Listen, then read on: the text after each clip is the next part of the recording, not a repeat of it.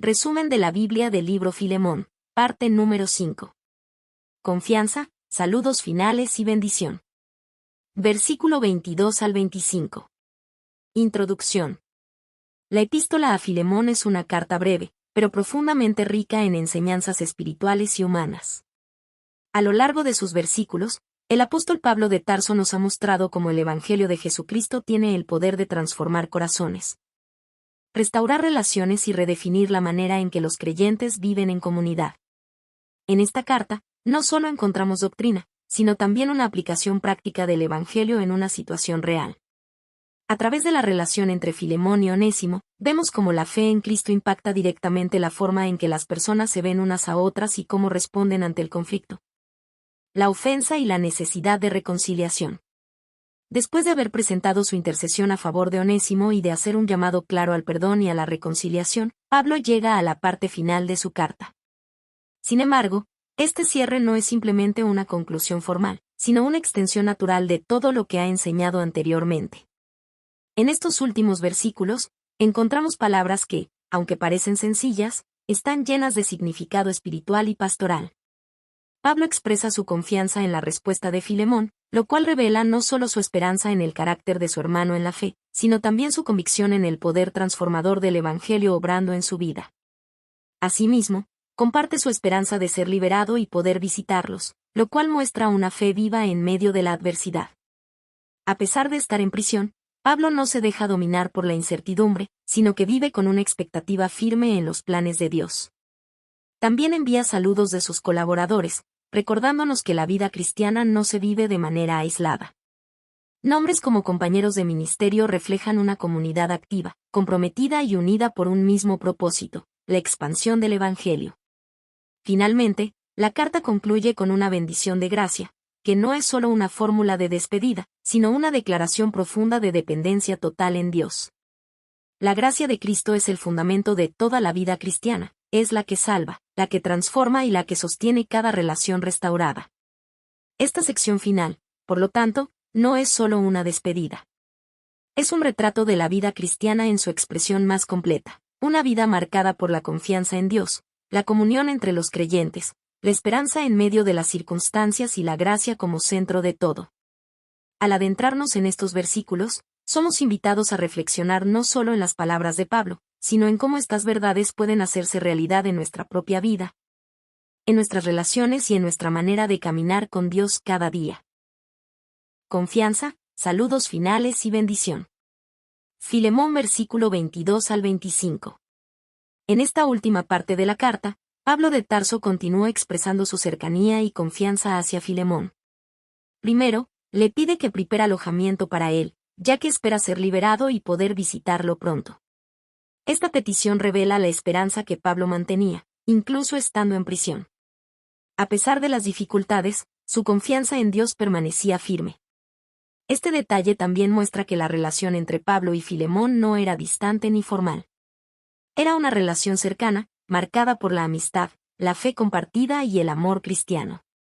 Pablo no solo escribe como apóstol, sino como amigo que anhela reencontrarse con sus hermanos en la fe.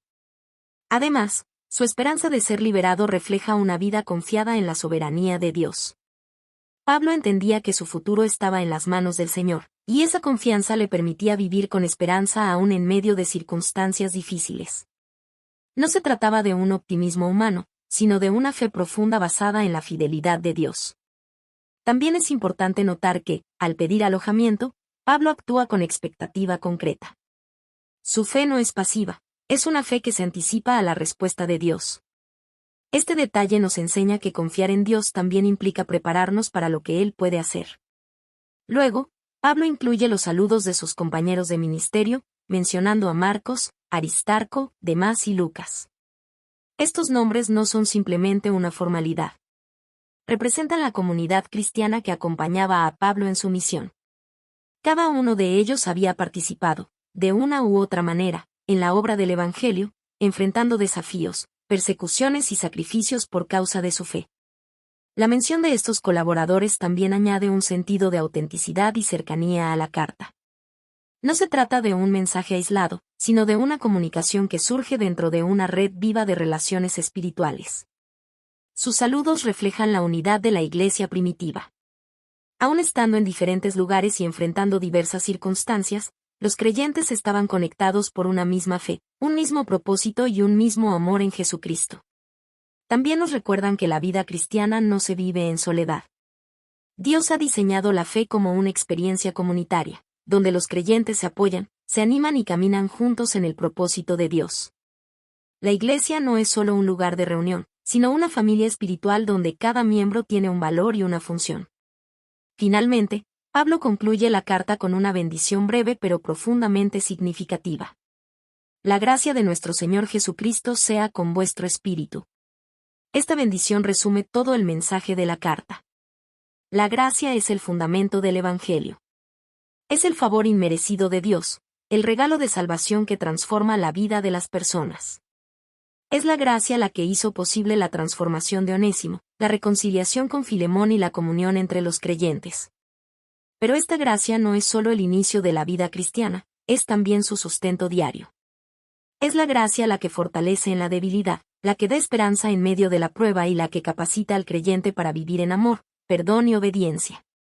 Al terminar su carta con esta bendición, Pablo nos recuerda que todo lo que ha sido dicho, el perdón, la reconciliación, el amor y la unidad, solo es posible por la gracia de Dios.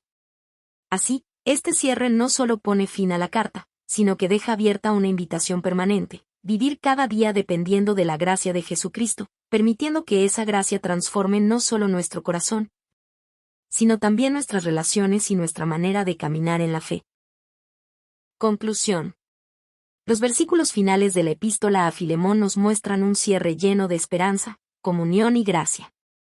En ellos vemos a Pablo de Tarso confiando en la respuesta de Filemón, esperando con fe su liberación y rodeado de una comunidad de creyentes comprometidos con el Evangelio.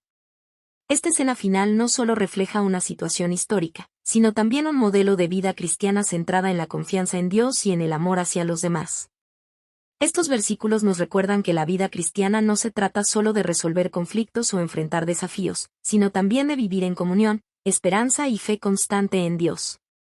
La fe no es únicamente una respuesta en momentos difíciles, sino una manera continua de vivir, marcada por la dependencia del Señor en cada circunstancia.